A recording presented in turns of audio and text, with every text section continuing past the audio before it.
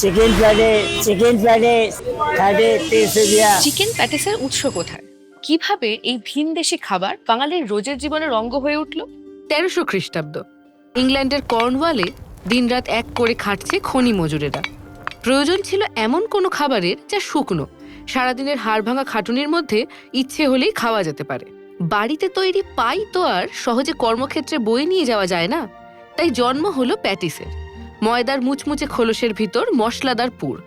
তবে গরিব মানুষের খাবার ছিল বলেই ভিতরে পুর হিসেবে থাকতো কেবল আলু, পেঁয়াজ আর শালগম। স্বাদু এই খাবার অল্প সময়ে কর্নিশ প্যাস্টি নামে ছড়িয়ে পড়ল সাধারণ মানুষের মধ্যে। স্বাদ বাড়াতে তাতে যোগ হলো মাংস, রসুন আর নানা ধরনের কারি মশলা।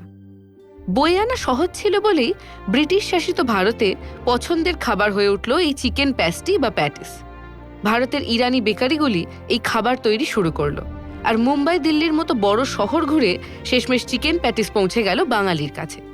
তবে প্যাটিসের উৎস কোথায়, কিভাবে এত পথ ঘুরে বাংলায় এসেছে, এই মুহূর্তে তার চাইতে অনেক বেশি জরুরি প্রশ্ন হলো, যে প্যাটিস বিক্রেতা 20 বছর ধরে ময়দানে প্যাটিস বিক্রি করছেন, ধর্মীয় ভাবাবেগে আঘাতের নাম করে তার উপর আক্রমণ করা যায় কি? ফলো করুন সংবাদ প্রতিদিন ডিজিটাল।